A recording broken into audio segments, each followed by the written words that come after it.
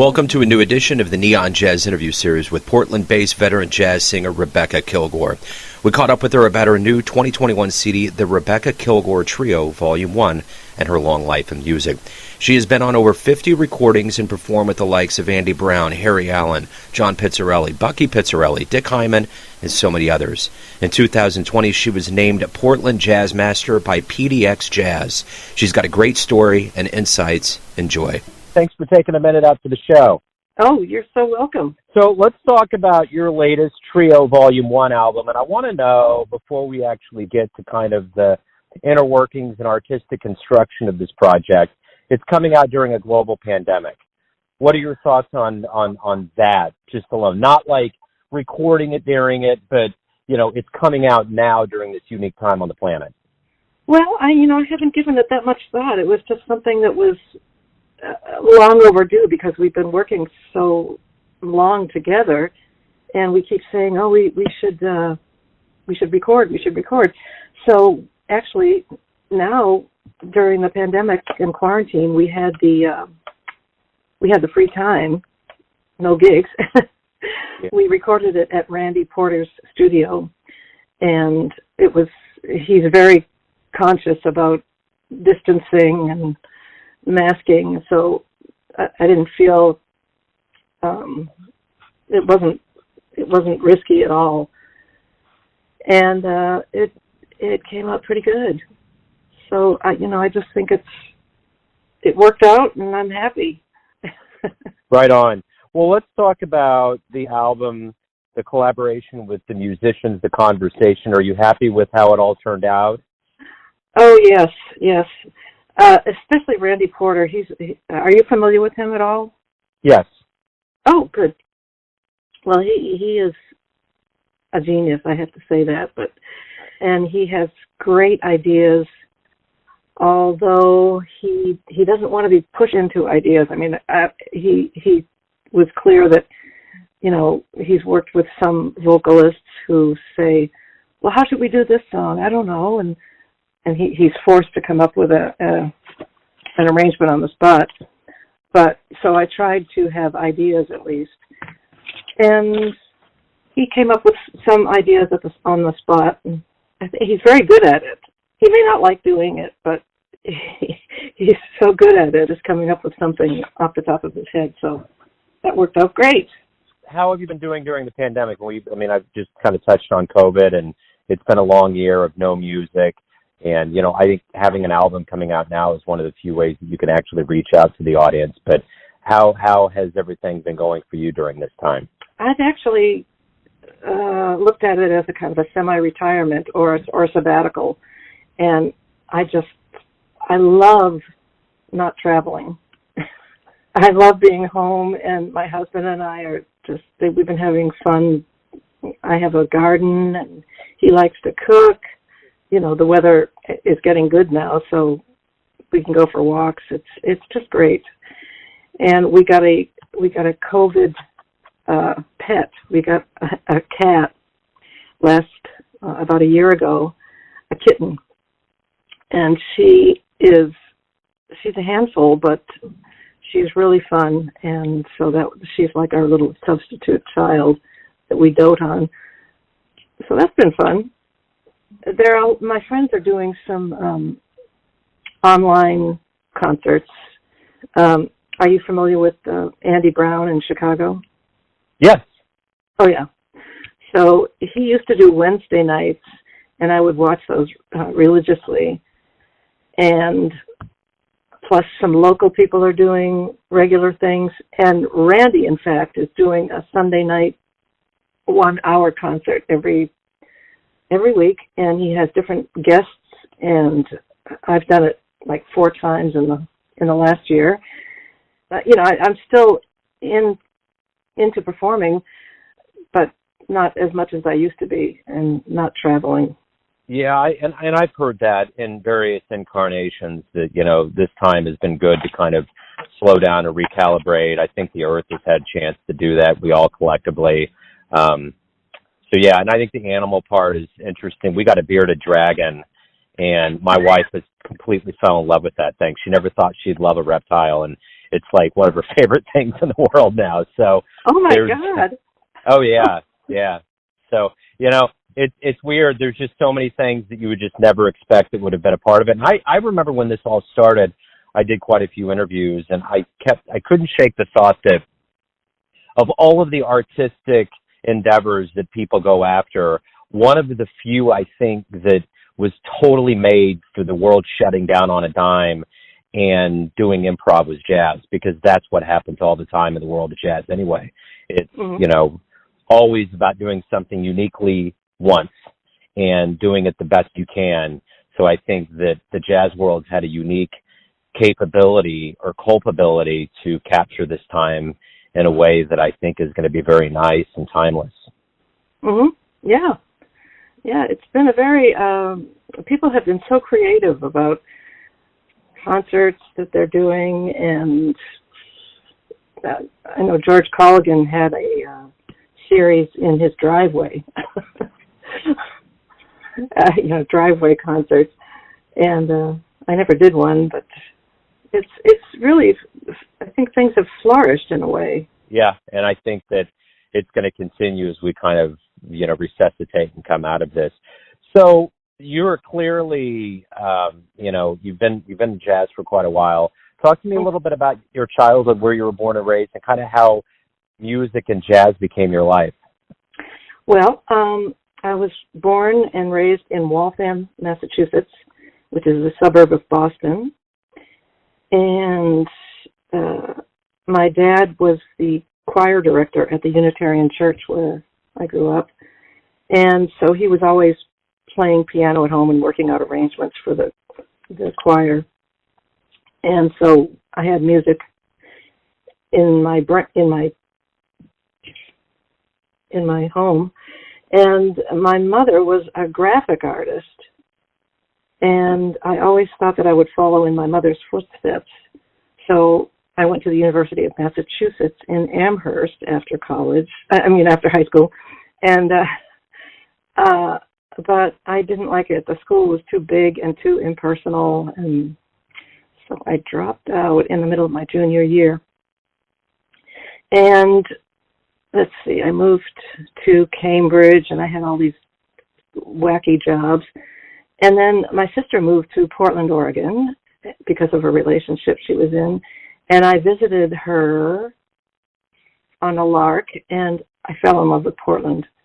It was really, really friendly, and it was beautiful, and I just loved it. And so I toyed with the idea of moving here, and my sister broke up with that guy, and she said, well, why don't we live together?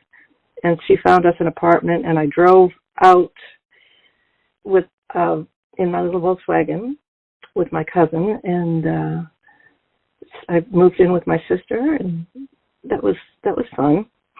And then she moved back to Massachusetts. So I'm in contact with her, and she's also into music, but she lives in the western part of the state, and it's something that they do. It's very rural. Something that they do there is folk dancing. So she got into Eastern European music, like Turkish and Baltic, and so she's in a totally different place than I am musically. But she lives near Brattleboro, Vermont, and there's a jazz school there, which I didn't know about. But so she started to get into jazz a little, which is surprising. But I'm all for it. But I'm not going to get into Balkan music. I'm sorry. And let's see. So I moved to Portland, and I was trying to check out the scene, and there was a group that I would go see or hear, and it was called Holy Cats, after a Benny Goodman song, WHOLLY Cats. And there was a woman playing guitar and singing, and I was thinking, wow, I could do that.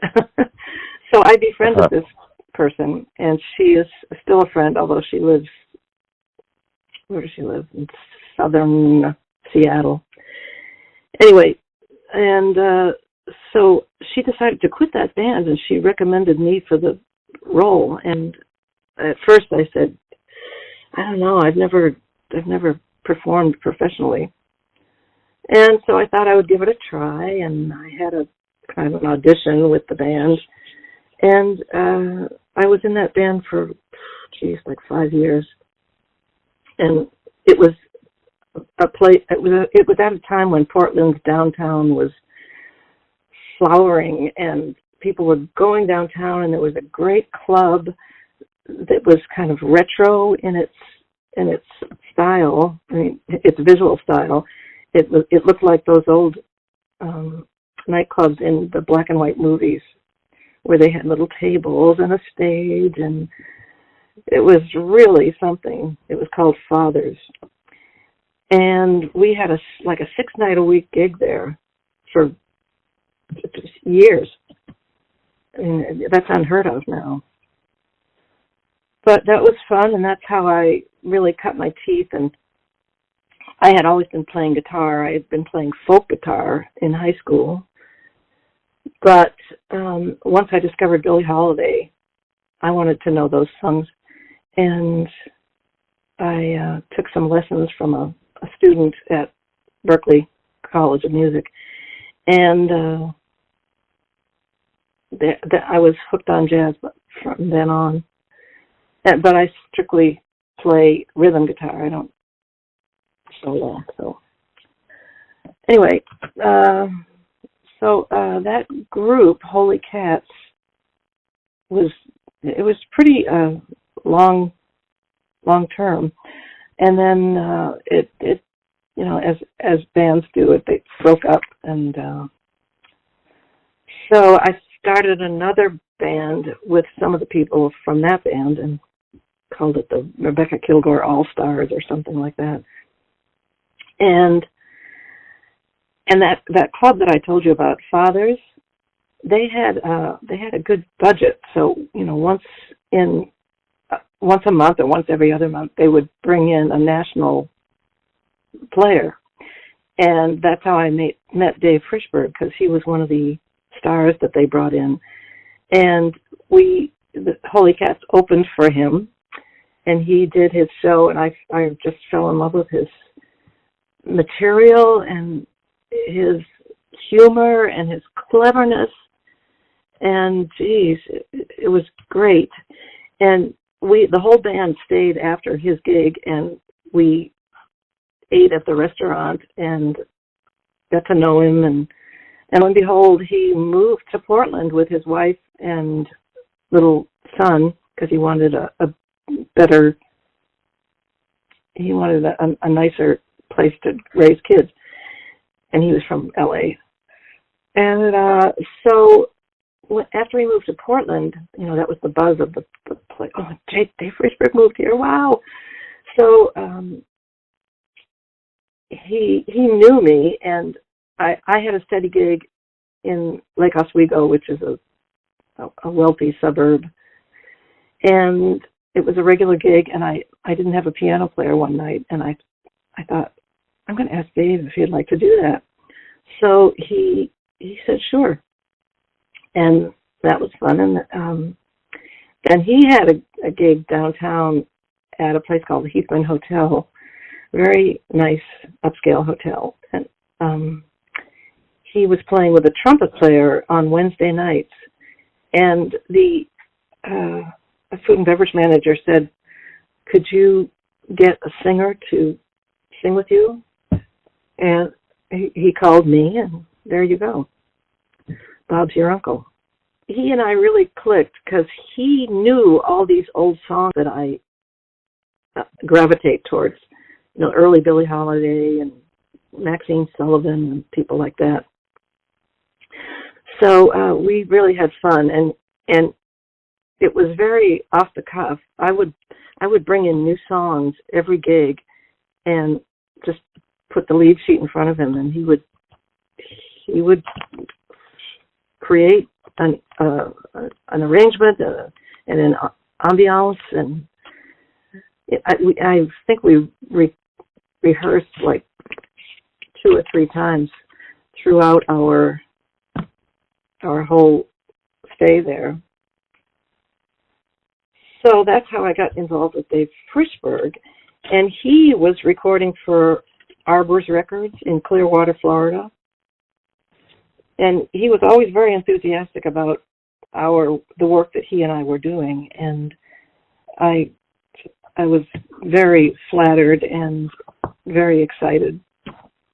So he recorded a night on his little DAT recorder at the Heathman and sent it to the owner of Arbor's Records and said, I really think you should record Rebecca. And so lo and behold, it happened. I think it was around 1994 or 5. And it was like a dream come true. We went to New York and recorded at a studio in New York in the Steinway building. And it was me and Dave Frischberg and Bucky Pizzarelli and Michael Moore on bass and Dan Barrett on trombone from Costa Mesa. And he wrote the arrangements. And the CD is called I Saw Stars. And it was just so much fun. And Matt Domber was the owner of Arbor's Records at that time. He's since passed away. And he just seemed to have an unlimited budget, and he loved musicians. He just loved musicians. He loved hanging with musicians. So after the recording session, every day we would go out to eat at some fancy restaurant, and he would foot the bill. So that was pretty glamorous. So after all these years of being, in jazz and being a singer, what do you like the best about being a professional musician? Gee, I get to work with people who are better than me, and I learn from that. And I get to see. I'm just nuts about songs. It's not. I'm not a ham. I don't go on stage and think, oh, this is where I belong, because I'm still very shy. But I just love songs, and I can't stop learning them. It's like an addiction. I have a stack of sheet music of songs I want to learn, and even if I learn one, I add 2 more to the bottom of the stack. So that's learning new songs for me is like falling in love. I hear these songs in my head, and I can't get rid of them until I really know them and can perform them. Jazz musicians are really interesting and cool and neat people. Yeah. They're fun. I agree. Yeah, I agree. So let me ask you this. If you have a dream tonight and you run into your younger self right before you were getting ready to go professional, like at the very beginning of your career, and you could give your younger self one piece of advice, what would it be? Well, that's a good question. I would say, what I did was I didn't take myself seriously enough, but now I am, and so, I guess partly being in Portland is somewhat, I'm out in the boondocks. I'm not near New York, and I remember Harry Allen once told me, you should move to New York where you'll get more gigs. I said, but I can't afford to live there. Yeah. But, maybe I should have done that. And actually, Michael Feinstein told me the same thing, although he said you should come to New York for a couple of months or something and get gigs and get known. But I never followed up on that. Yeah. But so late, never. Yeah, totally. So when we do return to live music and you're on stage and we're in the audience, what do you hope we all realize about the power of live music once we all get back? Oh wow, but it's a very, very special relationship, very special, and you can communicate so well. What I can communicate what I love, and what I love is songs, and I hope that the audience says, "Oh wow, that's a great song," and I consider that a victory when someone compliments a song rather than, "Oh, you're a great singer." I don't care about that, but I love songs, so I can through acting out these songs, and I'm always torn about, should I actually only sing songs that I resonate with, and as far as being autobiographical, because let's see, like I can't sing "This Is My First Affair" or stuff like that because I'm too old. But it's just it's hard to put into words. Yeah. Well, all of it's big. It's a very enormous thing. So let me ask you this. If you could get into a time machine and go back in time anywhere and see any performer or band live, who are you going to see and who would you want to talk to when they got off stage?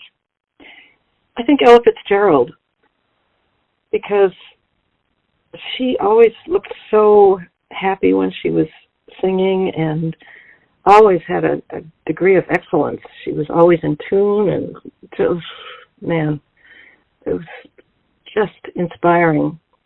And I did get to meet her once. She played at the Mount Hood Jazz Festival. Boy, this was ages ago. And I went backstage and shook her little hand. She was towards the end of her life then, but that was an honor. So everyone has a perception of who they think you are. Your family, your friends, your fans. But you're living your life. Who do you think you are? Who do I think I am? I'm a craftsman. I'm a person who loves this certain art form, and I want to keep it alive. And, I've come to terms with my limitations. I'm not a good scatter, so I don't do that. But what I do is I learn riffs that I've heard instrumentalists do on a certain song. And, boy, Dan Barrett has taught me so much about that. And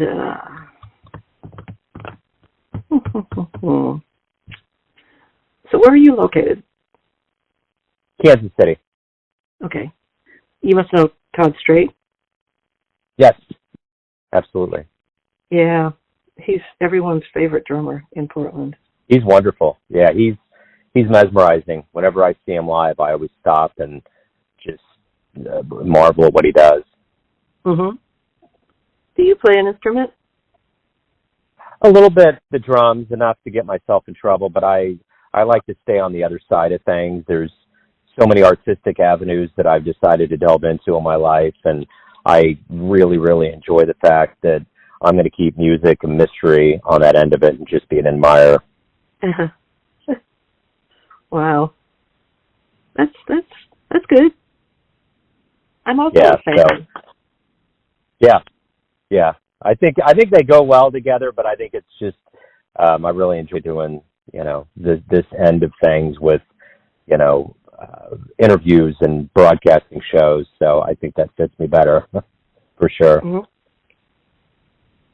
Do you know go ahead. Guitar player named Dan Fanley? No. Okay. He's from Cincinnati, but he lives in Portland, and he's like my favorite. And he knows Andy Brown. And just before the pandemic started, I had arranged for Andy and Dan to do a gig together in Portland, and I was so excited, and they were both excited too. And it had to go by the wayside. Oh, yeah. All of these gigs that have gone away, it's just it's wild. I'm curious from you. I've always been a fan. They changed the programming in Kansas City, but I was always a fan of Terry Gross, and I'm curious what it was like to get interviewed by Terry Gross. What was the experience like for you? It was great. It was so fun. I've always admired her. And the first time I was interviewed, let's see, I gotta, it was at WHYY in Philadelphia with Dave Frischberg. And she had done her homework, man. So we talked very briefly beforehand, and she told me what she was going to ask me just generally. And I shudder to listen to that interview because it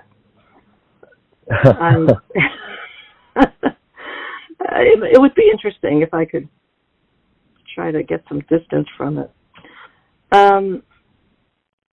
But yeah, and then to my amazement, I got to do like 3 more interviews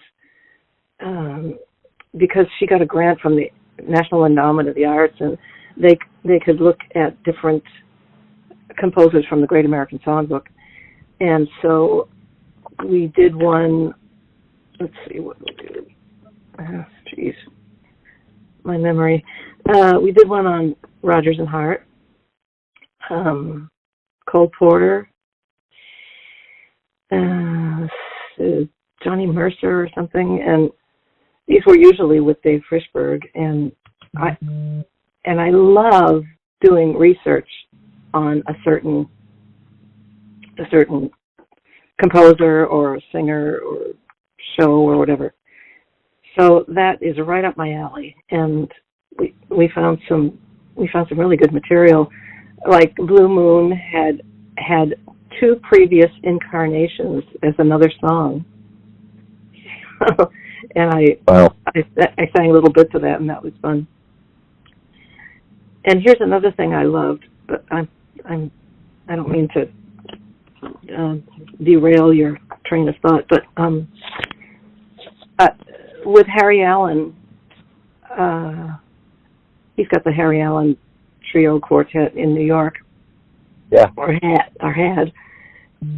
And so he, and through Hours Records, because Nat Domber was, he was Mr.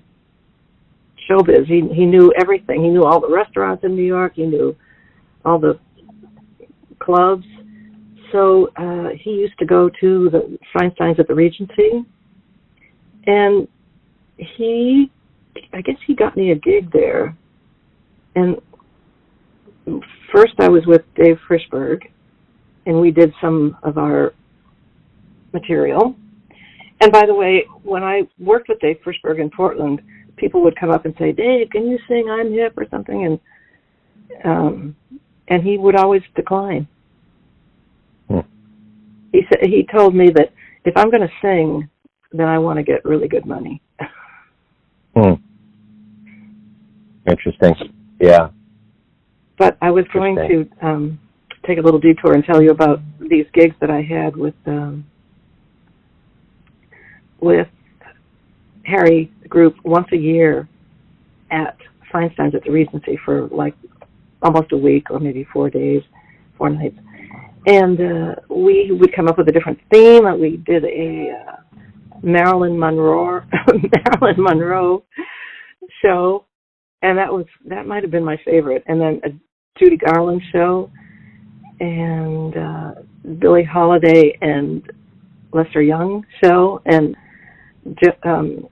Matt Domber came to that on opening night, and he said, "This is great. Let's record it." So the next night, he had his engineers there with sound equipment, and it was recorded, and it's a CD now. That was a long time ago. Right on. Yeah. Right on. No, I like the detours. That's good stuff. I think you've wrapped up what I really wanted to kind of get the essence of. I do have one final question for you, and it seems rather simple, but I want to know, why do you love jazz? I will tell you, because each jazz group, or each is a conversation, each, whether it's just two people or a band or whatever, and you have to, I took an improvisation course, comic improvisation, just one little workshop, and they have this whole thing that is yes, but, or yes and, not yes, but. So you acknowledge what the other person does, not verbally, but musically, and then you elaborate on that, or you take a detour or whatever. So it's democratic because everyone has a say, but it is the whole is more important than the parts, I think. So it's democratic, but it's not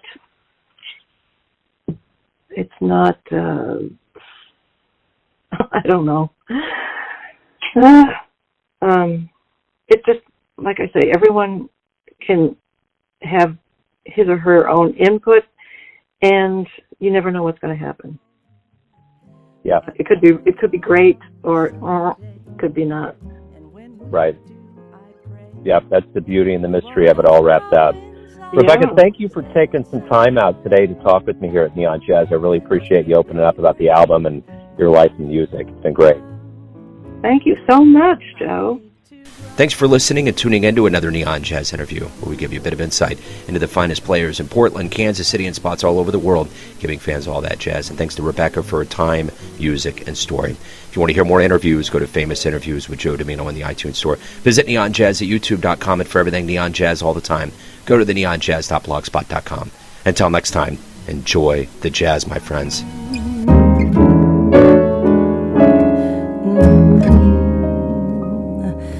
Just because we're kids.